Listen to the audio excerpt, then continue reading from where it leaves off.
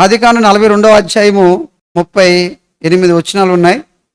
ఈ అధ్యాయం నేను పూర్తిగా చదివినప్పుడు ఈ అధ్యాయంలో నాకు ఒక మాట పదే పదే రిపీట్ అవుతా వచ్చింది. ఆ మాట ఏంటో మీకు చూపిస్తాను చూడండి. 11వ వచనం మనం చదువుకుంటే, మేమందరము ఒక మనుషుని కుమారులము మేము యథార్థవంతులమే గాని నీ దాసులమైన మేము వేగుల వారము కామని అతనితో చెప్పాను. We are all sons of one man. We are honest men. Your servants have never been spies. ఇక్కడ యాకోబు యొక్క కుమారులు ఐగుప్తు దేశానికి ఆహారం కొరకు వచ్చారు. అప్పుడు ఐగుప్తు దేశంలో సింహాసనం మీద యోసేపు కూర్చొని ఉన్నాడు. ఆహారం పంచిపెట్టేది, ఆహారాన్ని ఇచ్చేది యోసేపు. ఎవరు అతను? వీళ్ళ తమ్ముడు. యోసేపు వచ్చిన వీళ్ళని గుర్తించాడు. ఎవరు అని అంటే తన అన్నలు అని గుర్తించాడు. కానీ బైబిల్ ఏం చెప్తుందంటే, వచ్చిన అన్నలు యోసేపును గుర్తించలేకపోయారు. అది 7వ వచనంలో ఉంది మనకి. యోసేపు తన సహోదరులను చూసి వారిని గుర్తుపట్టి వారికి అన్యుల వలె కనబడి వారితో కఠినముగా మాట్లాడి అని చూస్తాం. 8వ వచనంలో ఉంది, యోసేపు తన సహోదరులను గుర్తుపెట్టిన గాని వారు అతన్ని గుర్తుపట్టలేదు. యోసేపు అయితే తన అన్నలందరినీ గుర్తుపెట్టాడు. రూబేన్ అన్న వచ్చాడు, సిమియోన్ అన్న వచ్చాడు, గాద్ అన్న వచ్చాడు, లేవి అన్న వచ్చాడు, దాను వచ్చాడు. అబ్బా మా అన్నలు 10 మంది అన్నలు వచ్చారు అని గుర్తుపెట్టాడు. కానీ ఈ 10 మంది యోసేపును గుర్తుపట్టలేదు. సింహాసనం మీద కూర్చున్న యోసేపును గుర్తుపట్టలేదు. అప్పుడు యోసేపు ఏమంటాడంటే, అన్నలను చూసి, మీరు ఈ దేశానికి వేగు చూడడానికి వచ్చారు, మీరు వేగులు వారు అంటే అర్థం ఏంటి? వేగు చూడడానికి వచ్చారంటే అర్థం ఏంటి? మన భాషలో చెప్పాలంటే గూఢచారులు. అంటే ఈ దేశంలోని ఏమేముంది ఏమేమి లేదు అని మా బలాలు మా బలహీనతలు తెలుసుకోవడానికి వచ్చారు మీరు అని యోసేపు ఒక మాట అన్నాడు వాళ్ళతోని. వెంటనే వాళ్ళు అన్నారు, అయ్యా మేము వేగుల వారం కాదు, మేము యథార్థవంతులము.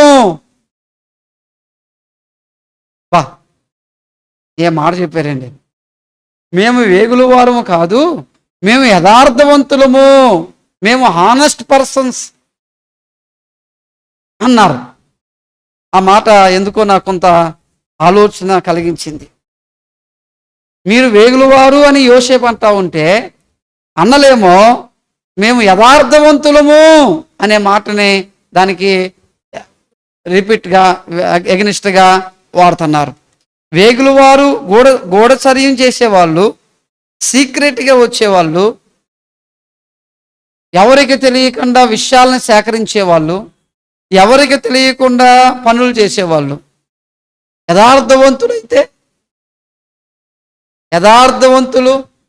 యథార్థంగా ప్రవర్తించేవాళ్ళు, యథార్థంగా మాట్లాడేవాళ్ళు, యథార్థంగా జీవించేవాళ్ళు, యథార్థంగా బ్రతికేవాళ్ళు. ఇప్పుడు వాళ్ళు అన్నారు, మేము యథార్థవంతులమే కానీ వేగుల వారము కాదు అన్నారు. 19వ వచనం మనం చదువుకుంటే, మీరు యథార్థవంతులైతిరా మీ సహోదరుల్లో ఒకడు ఈ చెరసాలలో బంధింపబడవలెను. If you are honest man, let one of your brother remain confined where you are in custody. మీరు యథార్థవంతులైతే, వాళ్ళు తమ గురించి ఏమి చెప్పుకున్నారో దాన్నే యోసేపు ఏమంటున్నాడంటే, మీరు మీ గురించి యథార్థవంతులు అని చెప్పుకున్నారు కదా, నిజంగా మీరు యథార్థవంతులైతే అని యోసేపు కూడా వేగులు వారిని అనే మాట పక్కన పెట్టి వాళ్ళు అన్నట్టే, వాళ్ళు చెప్పినట్టే యథార్థవంతులు అనే మాటని తీసుకున్నాడు, పట్టుకున్నాడు. ఇప్పుడు మీరు యథార్థవంతులైతే అయిన తర్వాత ఇంకొంచెం మనం ముందుకెళ్తే దేవుని యొక్క వాక్యంలోని 31వ వచనం మనం చదువుకుంటే, అప్పుడు మేము యథార్థవంతులము వేగులవారము కాము. 12 ఇప్పుడు ఎవరితో చెప్తున్నారు? ఇంటికి వచ్చేసి వాళ్ళ నాన్నగారితో చెప్తున్నారు. ఏమని చెప్తున్నారు? అయ్యా, మేము ఆహారానికి అక్కడికి వెళ్ళాము, కానీ సింహాసనం మీద కూర్చున్న ఒక గొప్ప రాజు అయినా అధికారి అయినా ఆయన మమ్మల్ని చూసి అన్నాడు, మీరు వేగులవారే అన్నాడు. మేము అన్నాము, మేము వేగులవారం కాదు నాయనా, మేము యథార్థవంతులమే అని అన్నాము అని ఎవరితో చెప్తున్నారంటే తండ్రితో చెప్తున్నారు. అక్కడ జరిగిన సంఘటన తండ్రి దగ్గరికి వచ్చి నిజంగా వాళ్ళు తండ్రి, but we said to him, we are honest man, we have never been spies. మేము ఎప్పుడు వేగులవారంగా లేము, మేము యథార్థవంతులమే. జాగ్రత్తగా నా మాటలు వినండి. ఈ యొక్క అధ్యాయంలోని ఈ మాట 33వ వచనం కూడా మనం చూసినట్లయితే, అందుకు ఆ దేశపు ప్రభువు మమ్మల్ని చూసి మీరు యథార్థవంతులని దీని వలన నేను తెలుసుకుందును. Then the lord of the land said to us, by this I shall know that you are honest men. మీరు యథార్థవంతులు అని నాకు ఎలా తెలుస్తుంది? మీరు వేగులవారు కాదు అని ఎలా తెలుస్తుంది నాకు? దీని వలన తెలుస్తుంది నాకు. దీని వలన జాగ్రత్తగా నా మాటలు వినండి. ఇప్పుడు అంటే ఈ అధ్యాయంలోని ఒకే ఒక మాట మీద కొనసాగుతుంది. ఏంటి ఆ మాట?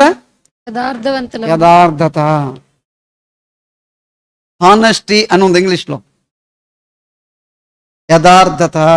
ఒకసారి ఆలోచించండి, మీ గురి మీద చేసుకోండి, మనం యథార్థవంతులమేనా?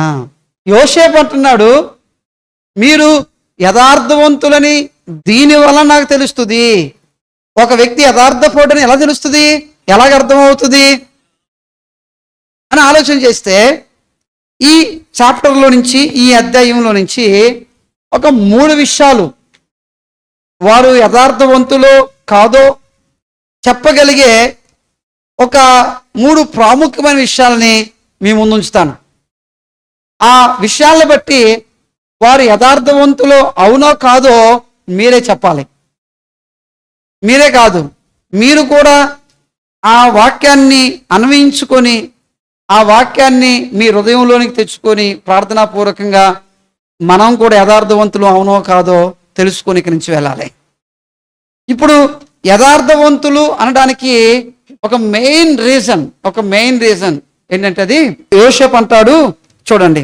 మెయిన్ రీజన్, యథార్థవంతుడిగా మనం బ్రతకడానికి మనలో ఉండవలసిన ద మెయిన్ రీజన్ ఇది. దీనిలోనే ఇంకొక 3 విషయాలు ఉంటాయి. ఇది మెయిన్ కీ. ఇది ఏంటి కీ అంటే, యథార్థవంతుని యొక్క జీవితంలోని 16వ వచనంలోని ఇలా రాసింది, మీ తమ్ముని తీసుకుని వచ్చుటకు మీలో ఒకని పంపుడి. అయితే మీరు బంధింపబడి యుందురు. అట్లు మీలో సత్యమున్నదో లేదో మీ మాటలు శోధింపబడును. మీలో సత్యమున్నదో లేదో మీ మాటలు శోధించబడును. Send one of you and let him bring your brother while you remain confined, that your words may be tested whether there is truth in you. మీలో సత్యం ఉందో లేదో, మీలో యథార్థత ఉందో లేదో, మీరు యథార్థ పరులో కాదో పరీక్షించేది దేంతో పరీక్షిస్తున్నామంటే, మీ మాటలను బట్టి. యువర్ వర్డ్స్, మీ మాటలను బట్టి. మీ లోపల సత్యం ఉంటే మీ మాటలు కూడా సత్యంగానే ఉంటాయి. మీ మాటలు, మీ హృదయం లోపల యథార్థత ఉంటే మీ మాటలు కూడా యథార్థంగానే ఉంటాయి. హృదయం లోపల మోసం ఉందనుకోండి, నోటిలోని మాటల్లో యథార్థత రాదు. కనుక ఇక్కడ చాలా ప్రాముఖ్యమైన కీవర్డ్స్ ఏంటంటే whether there is truth in you, నీలో సత్యముంది ఉంటే, మీలో యథార్థత ఉంటే, ఉన్న ఆ యథార్థత ఉన్న ఆ సత్యము దేని ద్వారా తెలుస్తుందంటే మీ మాటల ద్వారా తెలుస్తుంది. మీ మాటల్లోనికి సత్యం వస్తుంది, మీ మాటల్లోని యథార్థత కనబడుతుంది. అనగా నా జీవితంలో యథార్థత ఉందో లేదో కొన్నిసార్లు నా కళ్ళు చెబుతున్నాయా, నా ముఖం కవలికలు చెబుతున్నాయా, నా కాళ్ళు చెబుతాయా, నా చేతులు చెబుతాయా, ఎవరు నాలో యథార్థత ఉంది, నాలో సత్యం ఉందని చెబుతారంటే ప్రాముఖ్యంగా మీ మాటలు అని అక్కడ చెబుతూ ఇంకొక మాటను కూడా ఇలాగన్నాడు. 20వ వచనంలో మనం చూసినట్లయితే 20వ వచనంలోని ఈ వాక్యం రాస్తుంది, మీ తమ్ముణ్ణి నా యొద్దకు తీసుకుని రండి, అట్లు మీ మాటలు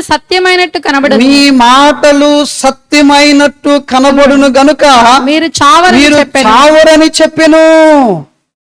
bring your youngest brother to me, so your words will be verified and you shall not die.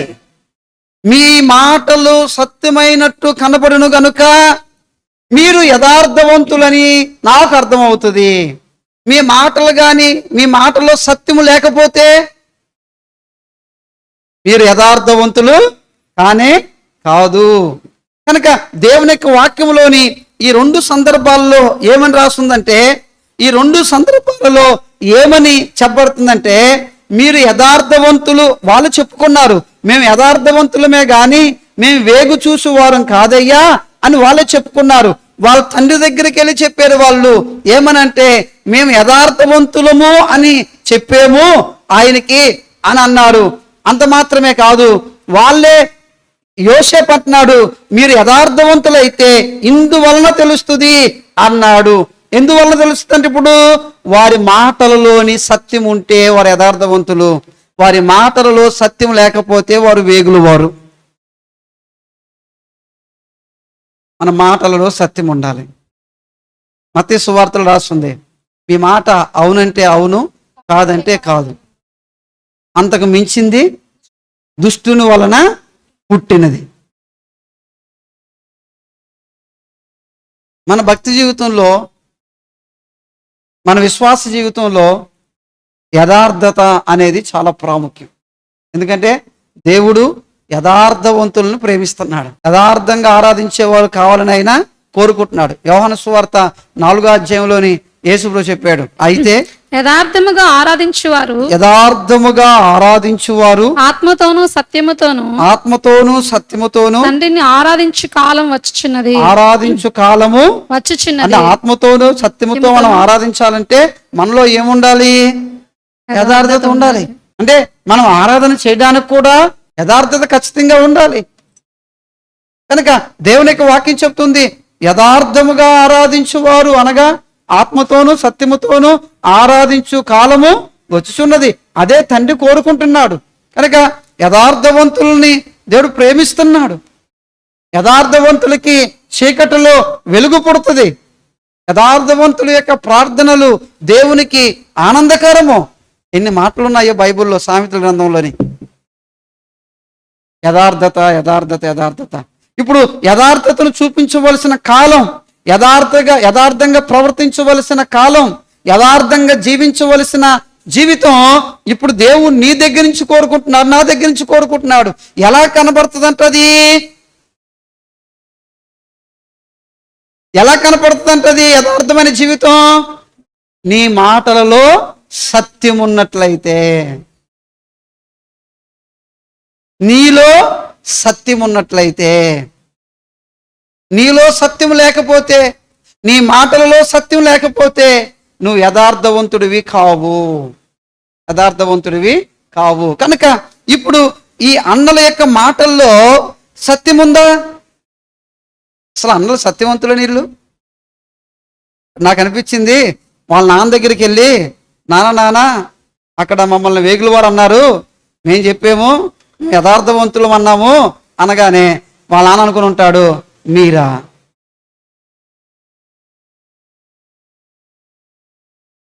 యథార్థవంతులా?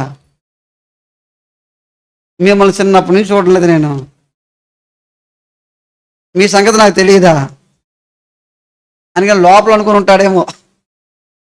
అంతేనా? యాకోబు అంతేనా? ఒకవేళ నిజంగా యోసేపు దగ్గరికి వచ్చి వీళ్ళు అన్నారు, అయ్యా మేము వేగుల వారం కాదయ్యా, మేము యథార్థవంతులమయ్యా అంటే యోసేపు ఏమనుకుని ఉంటాడు? యథార్థవంతులా? ఇంకేదైనా మాట చెప్తే బాగుండేది. ఏకంగా ఎంత పెద్ద మాట చెప్పేశారు వీళ్ళు. మేము వేగుల వారం కాదయ్యా సో అండ్ సో చెప్పుంటే బాగుండేది. మరి వీళ్ళకి సూటబుల్ అయ్యే ఓట, సూటబుల్ కాని పదం అది కూడా యోసేపు దగ్గర చెప్పాడు తీసుకొచ్చి. యోసేపు సింహాసనం మీద కూర్చొని అనుకుంటా ఉంటాడు, యథార్థవంతుల మీరు? వాళ్ళ నాన్నకి తెలుసు వీళ్ళ సంగతి, వాళ్ళ తమ్ముడికి తెలుసు వీళ్ళ సంగతి, మనకే తెలియదు. ఒకవేళ కూర్చున్న మీరు కూడా నా దగ్గరికి వచ్చి, పాస్టర్ గారు నేను ఎంత యథార్థంగా దేవుని మందిరానికి వస్తాను మీకు తెలుసండి అంట.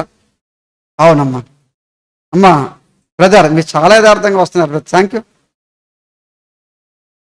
సిస్టర్ వచ్చి నేను ఎంత యథార్థంగా ఆనెస్ట్గా ఉంటున్నాను ఈ మందిరంలోని, కానీ నాకు పాట ఇవ్వకుండా చేసేయండి పాస్టర్. అమ్మా నువ్వు ఎంత యథార్థంగా దేవుని మందిరానికి వస్తున్నావో తెలుసమ్మా.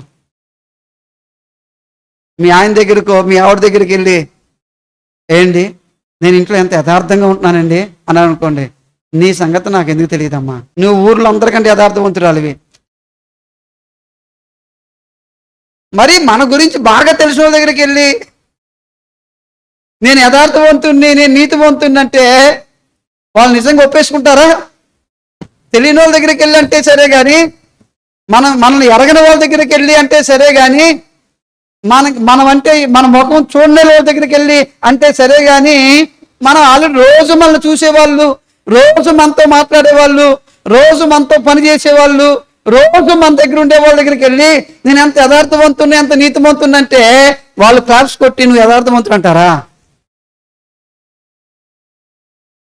అని వీళ్ళు సాహసం చేశారండి. వాళ్ళ నాన్న దగ్గర అనగలిగారు ఆ మాట, వాళ్ళ తమ్ముడి దగ్గర అనగలిగారు ఆ మాట, మేము యథార్థవంతులమని. ఏం చూసుకుని అన్నారు ఆ మాట? అసలు ఆ మాట అనడానికి వీళ్ళ జీవితంలోని ఏముందని అసలు నేనైతే యథార్థంగా చెప్తున్నాను. మళ్ళా చాలాసార్లు మాటల్లోనే చెప్తాం యథార్థంగా చెప్తున్నానని, కానీ యథార్థత ఉండదు ఆ మాటలు కొన్నిసార్లు. నేనైతే యథార్థంగా చెప్తున్నాను. చాలా సమయాల్లో నా లోపల యథార్థత లోపించిన సంఘటనలు ఉన్నాయి, నా లోపల సత్యము లోపించిన సంఘటనలు ఉన్నాయి. దేవుని సముఖంలో ఎన్నోసార్లు నేను బైబిల్ గ్రంథం చదివేద్దాం, రోజుకి 10 అధ్యాయాలని సీరియస్గా కూర్చున్నాను. 2 రోజులు చదివాను, 4 రోజులు బైబిల్ పుట్టుకోలేదు. నాలో సత్యం ఉందా? సడన్గా ఒక రోజు ఒక పాస్టర్స్ కాన్ఫరెన్స్కి వెళ్ళాను. కాన్ఫరెన్స్కి వెళ్తే ఆ రోజు అక్కడ వాకింగ్ చెప్పి పాస్టర్, ఈరోజు బైబిల్ చదవకుండా ఎంతమంది వచ్చారు పాస్టర్లు అని చేతులు చూపించమన్నాడు. మన నామోస్ ఎక్కువ కదా, మనం ఎందుకు చూపించుకొని ఉంటాము, చేతి తీసాం. బైబిల్ చదవలేదు. కానీ నలుగురిలో నేను బైబిల్ చదవలేదంటే నామోసి కదా. సత్యం ఉందా నిజంగా మనలోనే? నిజంగా యథార్థత ఉందా మనలో నిజంగా? ఏమో మరి మీ సంగతి నాకు తెలియదు. కనుక చాలాసార్లు మన దగ్గర ఉన్న వాళ్ళతోనే, మనతో ఉన్న వాళ్ళతోనే, మన గురించి బాగా ఎరిగిన వాళ్ళతోనే ఏదో సరదాకో లేకపోతే మనల్ని మనం కప్పించుకోవడానికో, మనల్ని మనం గొప్పవాళ్ళమని చెప్పుకోవడానికో నేను చర్చికి చాలా సీరియస్, చాలా ఆనెస్ట్గా వెళ్తానండి. నేను 10వ భాగం చాలా ఆనెస్ట్గా తీస్తానండి. ఈ ఒక్క నెల కూడా నా 10వ భాగం మిస్ అవ్వదండి. నేను ఎంత యథార్థవంతున్నో ఏమో, నువ్వు ప్రతి నెల 10వ భాగం తీస్తావో తీవో, నీ యథార్థత దేవుడికి తెలియను గాక. నీలో సత్యం ఉందో లేదో దేవుడికి తెలియను గాక. అంటే అది మనం చేయకపోయినా, అది మనం జరిగించకపోయినా, అది మన వల్ల కాకపోయినా అదేదో మన వల్లనే అవుతున్నట్టుగా, అది మన వల్లే జరుగుతున్నట్టుగా ఆ సమయానికి ఎక్కడ సిగ్గుపడవలసి వస్తుందో, ఎక్కడ నామోసిగా ఫీల్ అవ్వాల్సి వస్తుందో, ఎక్కడ మనం తలదించుకోవాల్సి వస్తుందని లేని దాన్ని ఉన్నట్టుగా చెప్పేయడానికి ప్రయత్నం చేస్తాం. ఆ సమయంలో ఎలాగోలాగా బయటపడితే చాలురా బాబు అనుకొని ఏదో ఒకటి చెప్పేయడానికి ప్రయత్నం చేస్తాం. మరి నీ మాటల్లో సత్యం ఉందా? సత్యం లేకపోతే నువ్వు యథార్థవంతుడివి అవు. ఇప్పుడు ఈ అన్నలు వాళ్ళు చెప్పినట్టుగా నిజంగా యథార్థవంతులు అవునా కాదా అంటే నాకైతే అనిపించింది ఈ అన్నలు యథార్థవంతులే అనిపించింది. నాకైతే ఈ వాక్యం చదివినప్పుడు, ఈ అధ్యాయం చదివినప్పుడు అన్నలు వారు చెప్పినట్టుగా వారు యథార్థవంతులే అనిపించింది నాకు. ఎందుకు అంటారేమో, ఈ 3 కారణాలు చెప్తాను చూడండి. వారి మాటల్లో సత్యం ఉందో లేదో మీ ఎదురుకు తీసుకొస్తాను చూడండి. 3 రకాలుగా, 3 విధానాలుగా వారి మాటల్లోని సత్యం ఉందో లేదో మీ ముందుకు తీసుకొస్తాను చూడండి.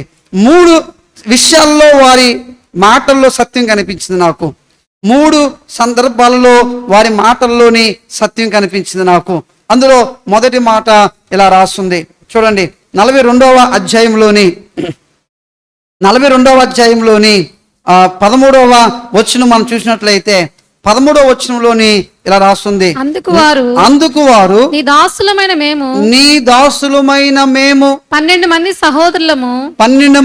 సహోదరులను కనాను దేశంలో ఉన్న ఒక్క మనుష్యుని కుమారులము. ఆగండి, సత్యమా అబద్ధమా? ఇది సత్యమే. ఇది అబద్ధమా సత్యమా? ఏమంటున్నారు వాళ్ళు?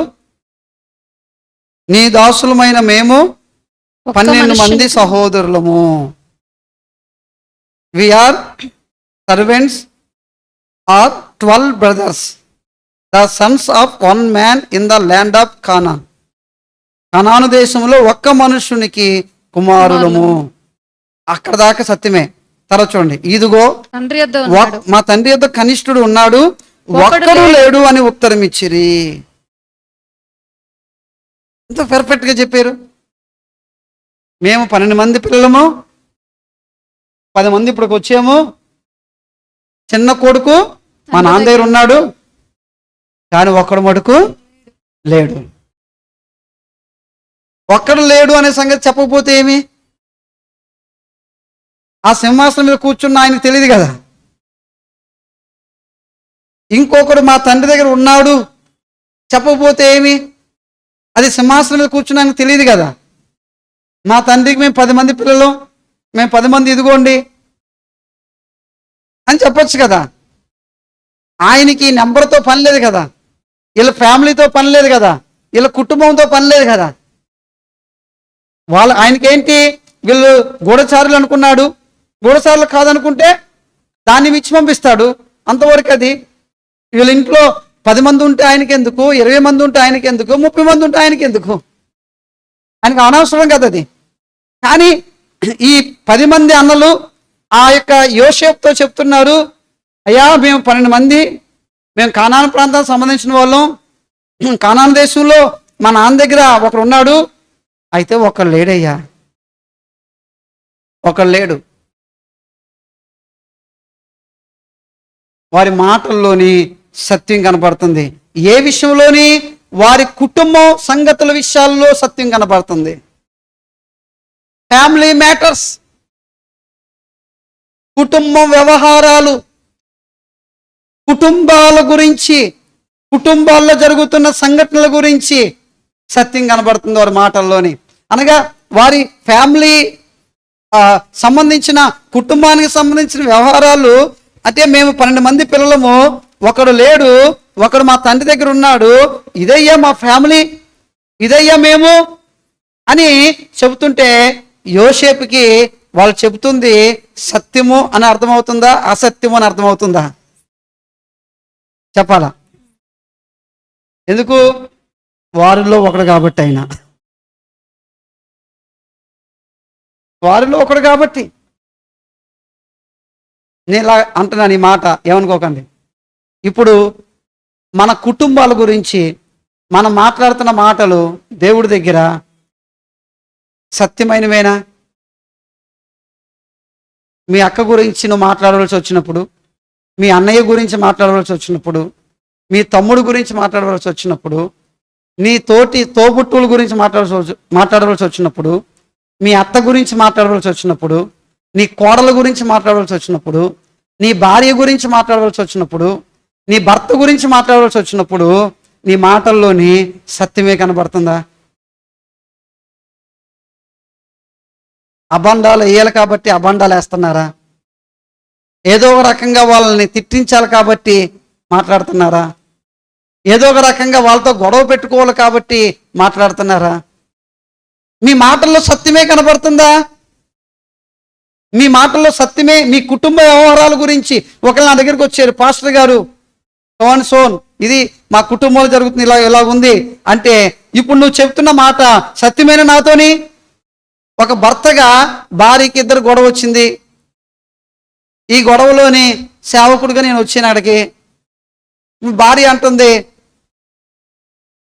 అంతా ఆయన వల్లనే జరిగిందండి, ఆయననండి కారణం అంతా. తన తప్పు లేనట్టుగా, తన తప్పు కనపడలేనట్టుగా మాట్లాడుతుంది.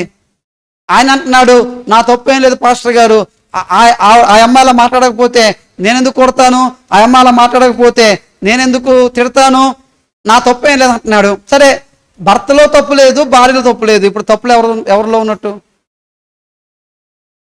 ఏమ్మా, భర్తలో తప్పు లేదు, భార్యలో తప్పు లేదు, ఇద్దరు కొట్టుకున్నారనుకోండి, తిట్టుకున్నారనుకోండి, ఇప్పుడు ఇద్దరిలో తప్పు లేదు, ఇప్పుడు ఎవరిలో తప్పు ఉన్నట్టు? ఇప్పుడు మరి సేవకుడిగా నేను వచ్చాను, అయితే దేవుడి దగ్గరే మీ ఇద్దరే మాట్లాడవలసి వచ్చింది, దేవుడి దగ్గరే చెప్పవలసి వచ్చింది. ఇప్పుడు మీ కుటుంబాల్లో ఉన్న వ్యవహారాలు నిజంగా మీరు చెప్తున్న మాటలు సత్య సంబంధమైనవేనా? సత్య సంబంధమైనవిగా ఎంచవచ్చా? వాటిని బట్టి మీ యథార్థత కొలత వేయొచ్చా? వాటిని బట్టి మీ యథార్థతని చెప్పొచ్చా? ఒక ఆయన వచ్చాడు, పాస్టర్ గారు మా అబ్బాయికి ఒక పెళ్లి సంబంధం కుదిరింది అన్నాడు. వెరీ గుడ్ అన్నాను. వాళ్ళ ఊరికి వెళ్ళామండి, బాగా లేని వాళ్ళండి, అంతంత మాత్రమేనండి వాళ్ళు. అయినా దేవుడు ఎందుకో నాకు చేస్తే ఆ ఇంట్లోనే పెళ్లి చేయాలా అనిపించిందండి, అలాగండి ఇలాగండి అనేసాడు. అంతా అయిపోయింది. తర్వాత తెలిసిన విషయం ఏంటంటే, వీళ్ళ అబ్బాయికి పెళ్లి చేసుకుంటే అమ్మాయి బాగా డబ్బులు ఉన్న వాళ్ళు. తెలీదా? సత్యం తెలీదా? బయటపడదా? నువ్వు సేవకుడితో సత్యం చెప్పావో అబద్ధం చెప్పావో తెలియదా? నీకు నువ్వే మాటలు యాడ్ చేసుకొని, నీకు నువ్వే మాటలు పురమాయించేసుకొని, నీకు నువ్వే కొన్ని మాటలు కలిపేసుకొని చెప్పేస్తే సత్యం తెలీదా? మీ అమ్మాయి గురించి, మీ అబ్బాయి గురించి, మీ భార్య గురించి, నీ భర్త గురించి, నీ పిల్లల గురించి, నీ తల్లిదండ్రుల గురించి, నీ అక్క గురించి, తమ్ముడు గురించి, నీ అన్న గురించి, మీ ఫ్యామిలీ ఇష్యూస్, నీ కోడల గురించి నువ్వు మాట్లాడుతున్నప్పుడు ఆ మాట్లాడుతున్న మాటల్లోని సత్యమే కనబడుతుందా? లేదా నింద వేయాలి కాబట్టి, అతిశయంగా చెప్పుకోవాలి కాబట్టి, నా తప్పు ఎక్కడ కనబడుతుందేమో అని ఆ తప్పుని సమర్థించుకోవాలి కాబట్టి ఏవో కొన్ని మాటల్ని యాడ్ చేసి పురమాయించి ఆ మాటలు ఈ మాటలు కలిపి పాస్టర్ గారికి చెప్పేస్తే, పాస్టర్ గారు అమాయకుడు కాబట్టి, ఏం తెలియదు కాబట్టి, పాస్టర్ గారు చర్చికి వస్తా ఉన్నానండి, సడన్గా మధ్యలో బైక్ పంచర్ అయిపోయిందండి, ఆ పంచర్ అయిపోయేటప్పటికి పంచర్ షాప్ దగ్గరికి వెళ్ళానండి, చాలా లేట్ అయిపోయిందండి, అందుకే లేట్ అయిందండి. చిన్నప్పుడు స్కూల్కి వెళ్ళేటప్పుడు చెప్పే కథలు చెప్పకండి. అమ్మా కడుపు నొప్పి అమ్మా, ఎరా టైం అయిపోయింది స్కూల్కి, మమ్మీ కడుపు నొప్పి మమ్మీ, వ్యాన్ వచ్చింది, వ్యాన్ వెళ్ళిపోయింది, ఈవిడు మమ్మీ ఆకలేస్తుంది మమ్మీ అంట. ఏరా ఇందాక చెప్పే కదా కడుపు నొప్పి అని, అది మమ్మీ ఆకలేస్తుంది మమ్మీ, తీసుకురా మమ్మీ. ఏం వెళ్ళిపోయింది అక్కడ? అది సంగతే. అందుకని వాళ్ళ అమ్మ రెండోసారి కడుపు నొప్పి వచ్చింది అనుకోండి, నువ్వు దొంగేసలేకి రా, దొంగోడా పట్టుకొని రా, వెనక్కించండి నిన్ను. నీ మాటల్లో చిన్నప్పుడు వేసారు వేసాలు, ఆ వేసాలు ఇప్పుడు కూడా వేస్తారు. సరే టైర్కి పంచర్ అయింది, షాప్ దగ్గరికి వెళ్ళావు, పంచర్ వేయించుకున్నావు, వచ్చావు, లేట్ అయింది, మళ్ళీ రెండో వారం ఏం చెప్తావు? మూడో వారం ఏం చెప్తావు? నాలుగో వారం ఏం చెప్తావు? ఇంకా ఐదో వారము ఏం చెప్పాలో తెలియక చర్చి మానేస్తావు. ఇంక నీ దగ్గరే వారం వారం ఏదో ఒకటి చెప్పుకుంటూ వస్తున్నావు సేవకుడికి. మా ఇంట్లో అది జరిగింది పాస్టర్ గారు, మా డ్యూటీలో జరిగింది పాస్టర్ గారు, మాకు అర్జెంటుగా మీటింగ్ అన్నారు పాస్టర్ గారు. నిజమే, కొన్ని నిజాలు ఉండొచ్చు అందులోని, కానీ ఆ నిజాలకి కొన్ని అబద్ధాలు కూడా యాడ్ చేస్తావు నువ్వు. శ్రీనివాస్ గారు, ఒకవేళ కొన్ని అందులో నిజాలు ఉండొచ్చు కొన్ని, కానీ నిజానికి కూడా ఏం యాడ్ చేస్తున్నారు వీళ్ళు? కొన్ని అబద్ధాలు కూడా యాడ్ చేస్తారు. ఎందుకని? ఆ ఒక్క నిజం చెప్తే సాటిస్ఫాక్షన్ అవ్వమని ఆ నిజానికి ఇంకొన్ని అబద్ధాలు యాడ్ చేస్తాం. ఇప్పుడు నిజంగా చెప్తే పర్వాలేదు, కానీ ఈ నిజానికి కొన్ని అబద్ధాలు యాడ్ చేయడం మూలంగా తర్వాత రోజు నీ నిజము బయటికి తెలుస్తుంది, నీ అబద్ధాలు బయటికి తెలుస్తుంది. అప్పుడు ఏమవుతుంది? నువ్వు చెప్పిన నిజాన్ని కన్సిడర్ చేయము, నువ్వు చెప్పిన అబద్ధాలని కన్సిడర్ చేయవలసి వస్తుంది. అప్పుడు నువ్వు యథార్థవంతుడువో కావో తేలిపోతుంది కదా అక్కడ. నువ్వు సత్యవంతుడువో అవునో కాదో తేలిపోతుంది కదా అక్కడ. నీ కుటుంబ వ్యవహారాలలో, నీ ఫ్యామిలీ విషయాల్లో, ఫ్యామిలీకి సంబంధించిన సంగతులు ఒకవేళ దైవ సేవకుడుగా నాకు కానీ, దేవుడికి కానీ, ఆత్మీయులకు కానీ ఎప్పుడైనా మనం పంచుకోవాల్సి వచ్చినప్పుడు, మనం చెప్పవలసి వస్తున్నప్పుడు చెబుతున్న ఆ మాటలు కొన్నిసార్లు అసత్యాన్ని సత్యంతో కలిపి చెప్పడం వలన మన యథార్థత ఒకరోజు బట్టబయలవుతుంది. కనుక దయతో ఈ మాటను గమనించండి. వారు చెప్తున్నారు, మేము ఒక మనుషుని కుమారులము, 12 మంది పిల్లలము, ఇప్పుడు చిన్నవాడు మా నాన్న దగ్గర ఉన్నాడు, ఒకడు లేడు అని వారి కుటుంబాల గురించి యథార్థంగా ఆ వ్యక్తితో మాట్లాడుతున్నారు, చెబుతున్నారు. దేవునికి స్తోత్రం కలగాక. నిజంగా కుటుంబాల గురించి ఉన్నది ఉన్నట్టు యథార్థంగా దేవుడి దగ్గర కానీ, దైవ సేవకుల దగ్గర కానీ, దైవ జనాంగం దగ్గర కానీ ఈరోజు చెప్తున్నామా? దానికి ఏదో కలిపి అంటే నువ్వు ముందే ఆలోచన చేస్తావు. ఏమనంటే ఇది నేను చెప్పానంటే ఆయన ఇంకో రకంగా ఆలోచన చేస్తాడు, అమ్మో ఇది చెప్పకూడదు, దీనికి ఇంకొక 2, 3 ఏదో యాడ్ చేసి చెప్పాలి. మనం మాట్లాడుతున్న సందర్భాలు సేవకుడి దగ్గరికి వచ్చినప్పుడు, దైవజన దగ్గరికి వచ్చినప్పుడు, దేవుడి దగ్గరికి వచ్చినప్పుడు, మన సంఘం లోపల మన సహోదరుల దగ్గరికి వచ్చినప్పుడు, మనం మాట్లాడుతున్న విషయాల్లోని నిజంగానే నీ భర్త గురించి నువ్వు మాట్లాడుతున్నప్పుడు, నీ భార్య గురించి మాట్లాడుతున్నప్పుడు, నీ పిల్లల గురించి మాట్లాడుతున్నప్పుడు, నీ తోబుట్టువుల గురించి మాట్లాడుతున్నప్పుడు, నీ అత్త గురించి మాట్లాడుతున్నప్పుడు, నీ కోడల గురించి మాట్లాడుతున్నప్పుడు సత్య సంబంధమైన మాటలే వస్తున్నాయా? అసత్యంతో కూడిన మాటలు మాట్లాడుతున్నావా? ఇది మొదటి రీజను. వారిలో సత్యం ఉందని నాకు అర్థమైంది. ఎలాగును అంటే వారి కుటుంబానికి సంబంధించిన విషయాల్లోని వారు ఉన్నది ఉన్నట్టుగానే చెబుతున్నారు, ఉన్నది ఉన్నట్టుగానే మాట్లాడుతున్నారు. రెండోదిగా చూడండి, ఇదే అధ్యాయములోని 21వ వచనంలోని, అప్పుడు వారు నిశ్చయముగా మన సహోదరుని ఎడల మనము చేసిన అపరాధమునకు శిక్ష పొందుచున్నాము. అతడు మనలను బతిమాలుకొనినప్పుడు మనము అతని వేదన చూసి వినకపోతిమి. అందువలన ఈ వేదన మనకు వచ్చినని ఒకనితో ఒకడు మాట్లాడుకొనిరి. వేరే దేశానికి వచ్చి వేరే రాజు చేతిలో చిక్కుకుపోయాం మనం.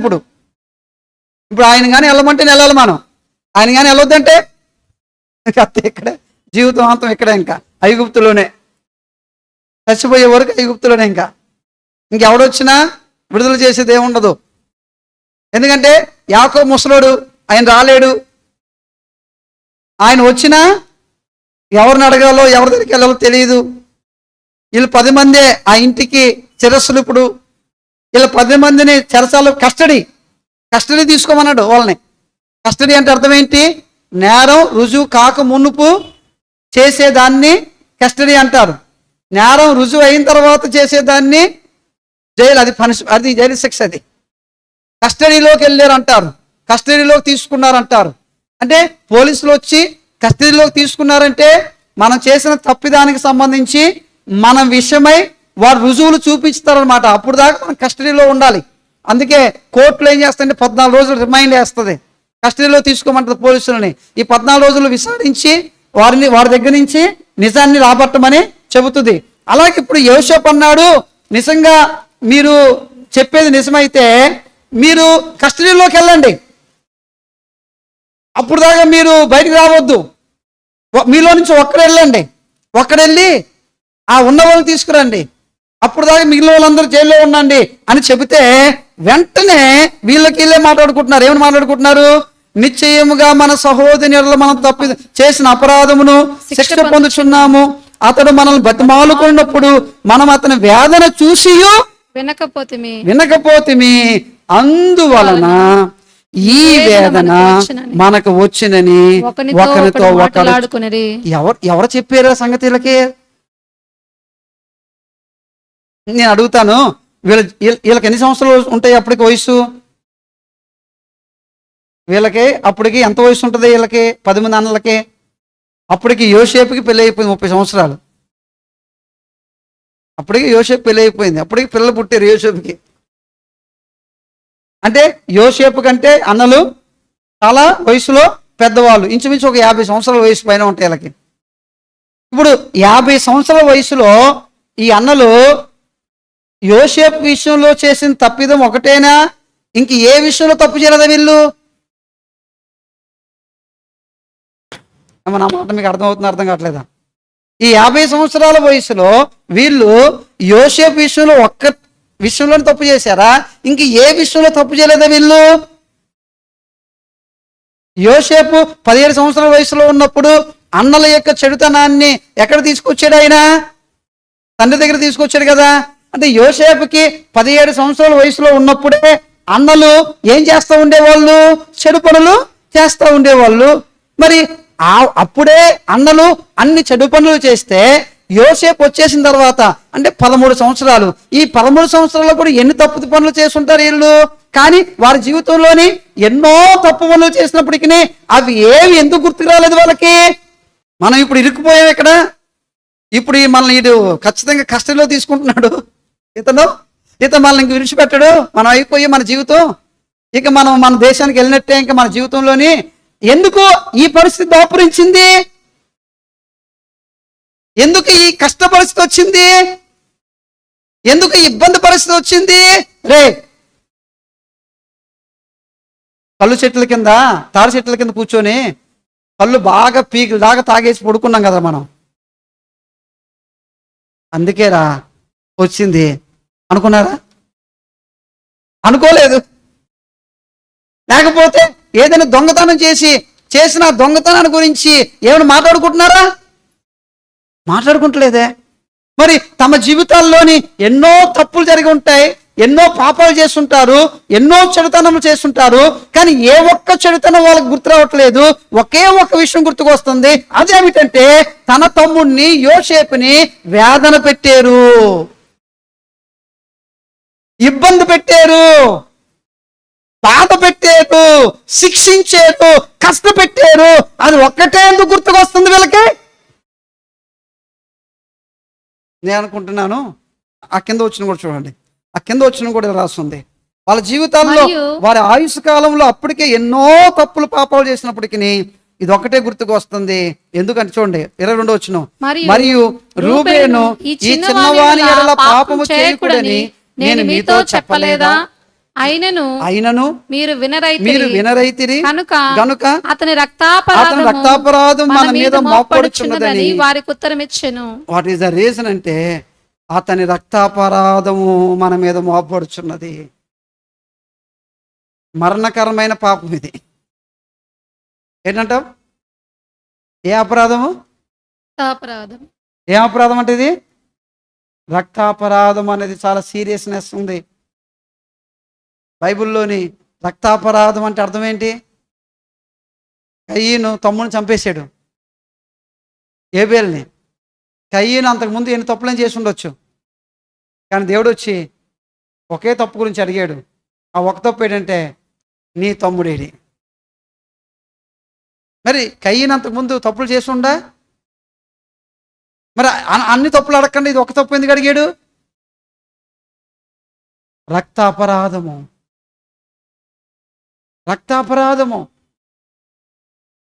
అందుకే యేసుక్రీస్తు సిలువుకి వెళ్తున్నప్పుడు వాళ్ళందరూ కేకలు వేశారు, ఇదిగో నీ రక్తం మా మీద మా పిల్లల మీద ఉంటది, కానివయ్యా సిలువై చంపు.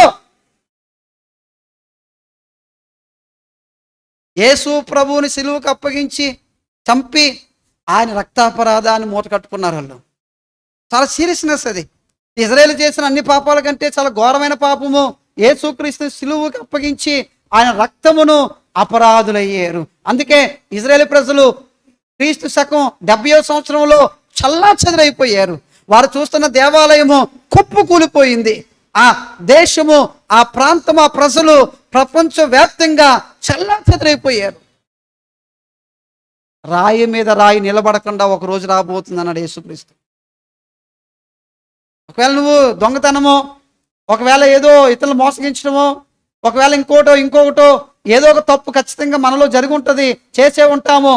కానీ మనం చేస్తున్న తప్పిదాల్లో, పాపాల్లో సీరియస్నెస్ ఉన్నాయి. కొన్ని తప్పే, పాపం పాపమే, చెడుతనం చెడుతనమే, దోషం దోషమే. దేవుడు దేన్ని సమర్థించడు, దేవుడు దేన్ని పోనీలే అండు. ప్రతిదీ దేవుడు ఖచ్చితంగా పట్టించుకుంటాడు.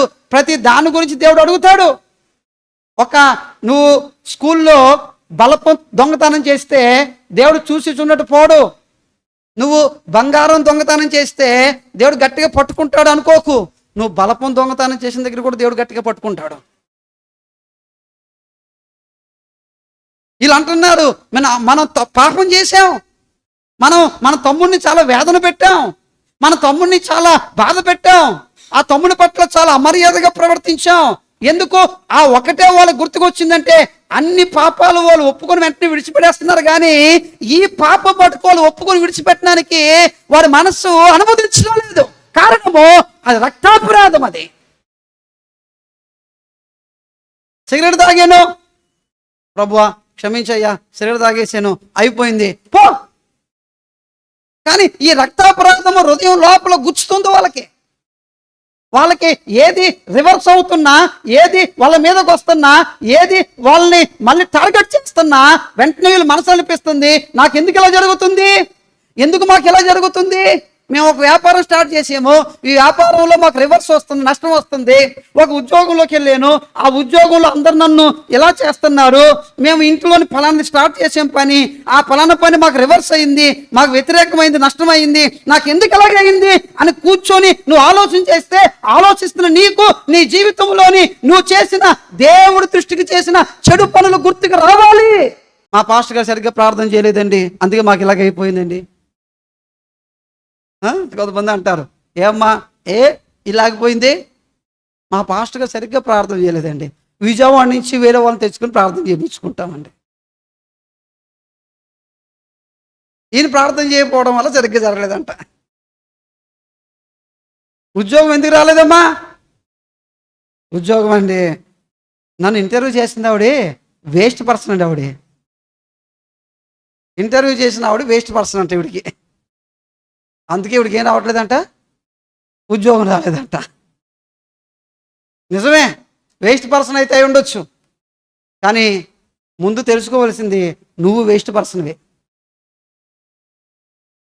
నాకెందుకు ఈ విషయాల్లో నేను ముందుకెళ్ళలేకపోతున్నాను, ఈ విషయాల్లో మా కుటుంబం ఎందుకు ఆర్థికంగా నిలదొక్కోలేకపోతున్నాం, ఈ విషయాల్లో మా కుటుంబంలోనికి స్వస్థత ఎందుకు రావట్లేదు, ఆరోగ్యం ఎందుకు రావట్లేదు, దేవుడి దగ్గరికి వస్తున్నప్పటికీ, మేము దేవుడిని అడుగుతున్నప్పటికీ, దేవుడి దగ్గర ప్రార్థన చేస్తున్నప్పటికీ ఎందుకు మా ఇంటిలోని ఈ కార్యం జరగటం లేదు, ఈ కార్యం జరగకపోవడానికి ఏమై ఉంటుంది అని ఆలోచన చేస్తే, ఆ ఆలోచనలో నుంచి మొట్టమొదట నీ మనసులోకి రావాల్సి ఏంటంటే నువ్వు చేసిన అపరాధము, నువ్వు చేసిన తప్పిదము, నువ్వు చేసిన పాపం,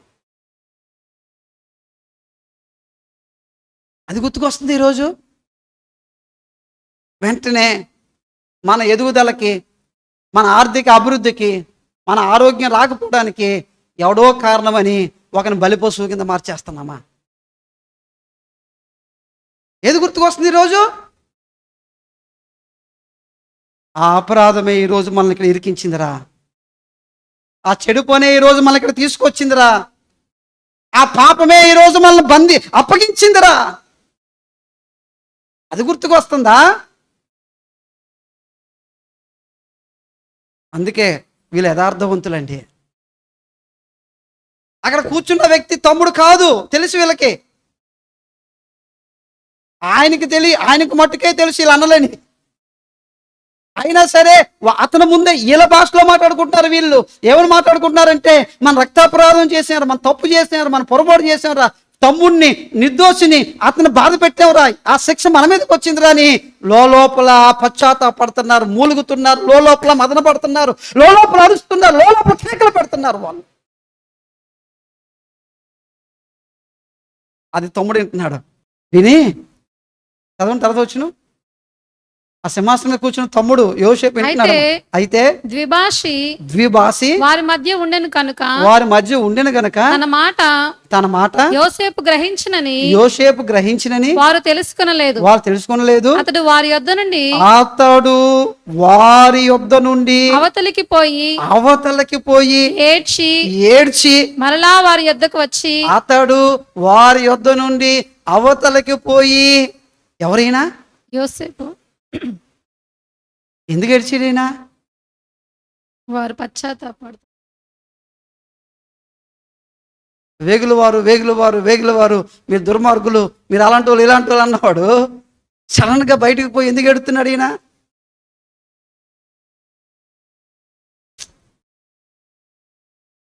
తన అన్నల మీద ప్రేమ పొంగుకొని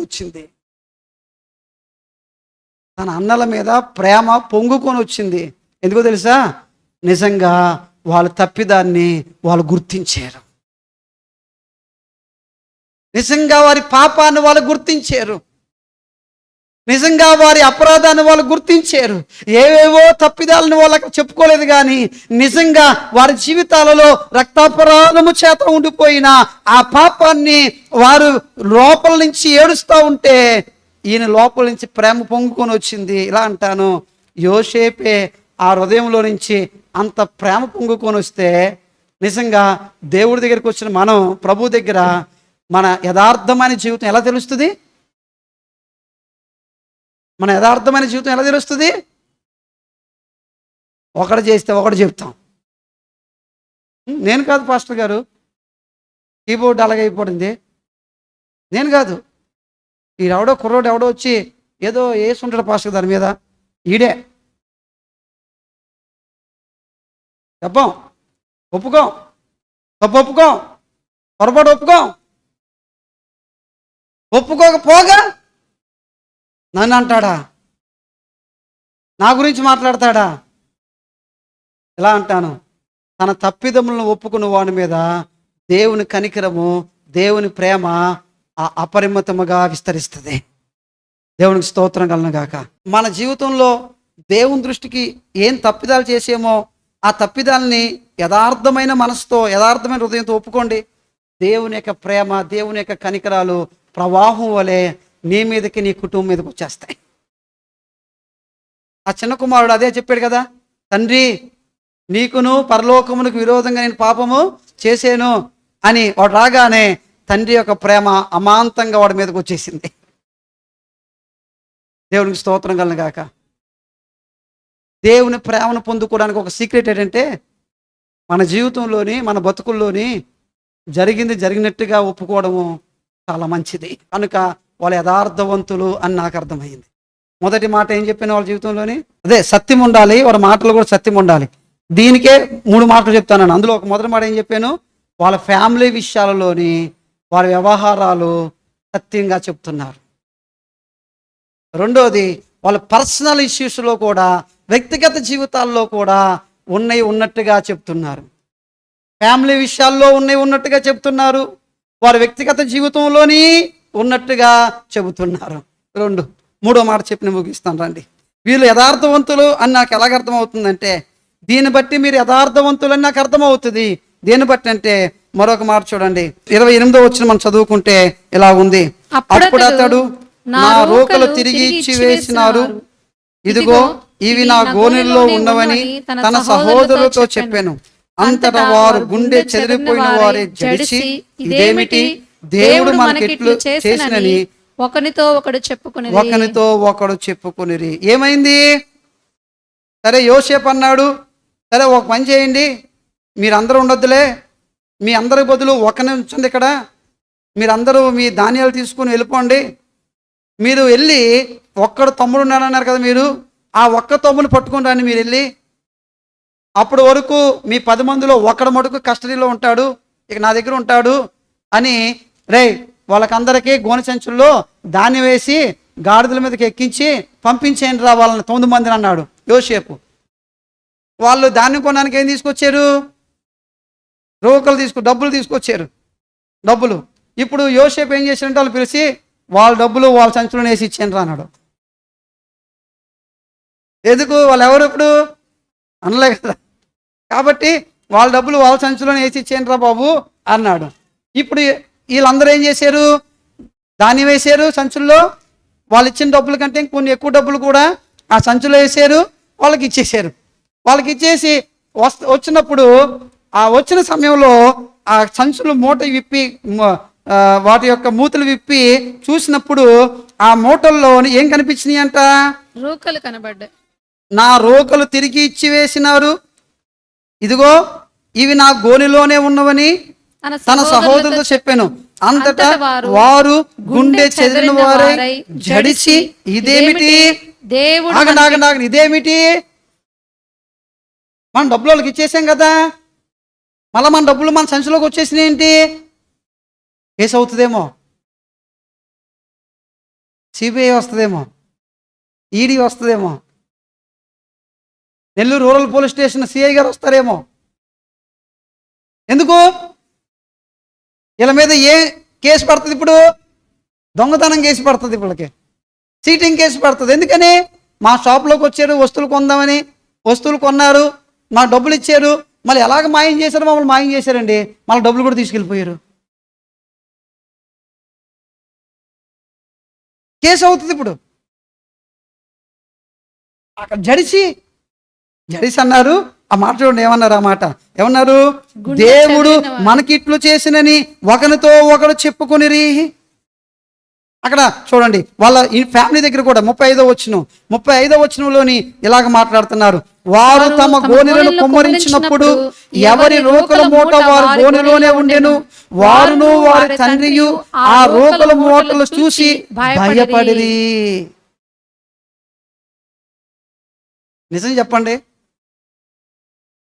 యోసేపు దగ్గర ఇప్పుడు లేరు వీళ్ళు ఇంటికి వచ్చేసారు, వీళ్ళ డబ్బులు వీళ్ళకి వచ్చేసినాయి, ధాన్యం వచ్చింది, అంతా వచ్చింది. వాడికేం తెలుస్తుంది అనుకోవాలా? దేవుడు చాలా గొప్పోడండి, నేనంటే చాలా ప్రేమ అండి, అందుకేనండి దేవుడు నాకు ధాన్యంతో పాటు డబ్బులు కూడా ఇచ్చాడండి అనాలా? మెడికల్ షాప్కి వెళ్ళారు, మీరు 1500 ఎంత ఇచ్చారు, 1200 ఎంత అయింది, వాడు పొరపాటున 2 కాగితాలు అనుకుని 1000 రూపాయలు మళ్ళీ మీ చేతిలో పెట్టాడు, వచ్చేసారు.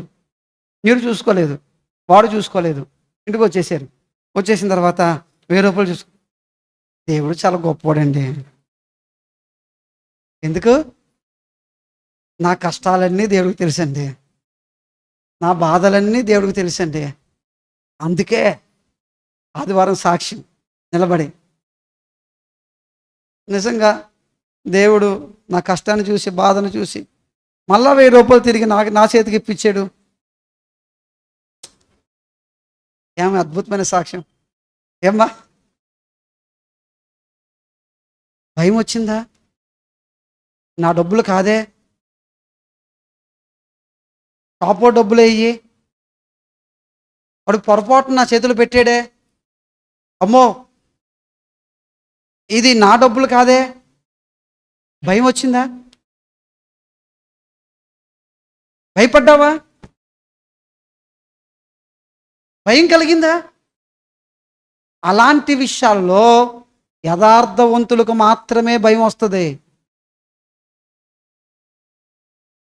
యథార్థత లేని వాడికి భయం రాదు. యథార్థంగా ప్రవర్తించేవాడు, యథార్థంగా జీవించేవాడు ఇంకొక డబ్బులు చేతిలోకి వస్తే ఆ డబ్బులు చూసి వాడు భయపడతాడు. వాళ్ళకి భయం వచ్చింది. మనది కాని డబ్బు, ఒకప్పుడు మనదే డబ్బు అది, కానీ ఇప్పుడు మనది కాని డబ్బు అది. అది మనం కొనుక్కున్నాం, సామాన్లు మనకు వచ్చినాయి, ఆ డబ్బులు కూడా మనకు వచ్చినాయి. ఈ డబ్బులు మనవి కాదు, నేను ముట్టుకోకూడదు, ఇది నేను ఖర్చు పెట్టకూడదు, నా డబ్బు కాదు ఇది వాళ్ళ డబ్బు, ఇది వాళ్ళ దగ్గర ఉండాలి, ఇది నా దగ్గరకు వచ్చింది అని వాళ్ళు భయపడ్డారు, జడిసారు. దేవుడు ఏంటి ఇలా చేశాడు? మాకు యథార్థవంతుడు తనది కాని విషయాల్లో భయపడతాడు, ఖచ్చితంగా భయపడతాడు. 3 విషయాలు చెప్పాను. వాళ్ళు యథార్థవంతులు అనడానికి ఒక 3 ప్రాముఖ్యమైన విషయాలు చెప్పాను. చెప్పండి. అదే మెయిన్ కీవర్డ్స్ ఏంటంటే వాళ్ళలో సత్యం ఉండాలి, వారి మాటల్లో సత్యం ఉండాలి. యథార్థవంతుని యొక్క రూట్ ఏంటంటే అతనిలో సత్యం ఉండాలి, అతని మాటల్లో సత్యం ఉండాలి. అయితే అతనిలో సత్యం ఉందని, అతని మాటల్లో సత్యం ఉందని ఎలా తెలిసింది? ఇప్పుడు మనకి 3 విషయాల ద్వారా తెలిసింది. ఏంటి ఆ 3 విషయాలు? వాళ్ళ కుటుంబం వ్యవహారాలు సత్యంగా మాట్లాడుతున్నారు. అది 2, వాళ్ళ వ్యక్తిగత విషయాలు సత్యంగా మాట్లాడుతున్నారు. 3వది, వారికి సంబంధించిన విషయాలు తమది కానిది తమ దగ్గర ఉన్నప్పుడు దాని విషయమై భయపడుతున్నారు. ఇది నేను ఎలా ముట్టుకోగలనని భయపడుతున్నారు. అందువల్ల నాకు అనిపించింది వారు యథార్థవంతులు అని అనిపించింది నాకు. దేవునికి స్తోత్రం కలుగును గాక. ఇందువలన మీరు యథార్థవంతులని నాకు అర్థమవుతుంది. ఈ 3 విషయాలు ఈరోజు మనం ఎలా ఉన్నామో ఒకసారి ఆలోచన చేసుకొని ముందుకెళ్దాం.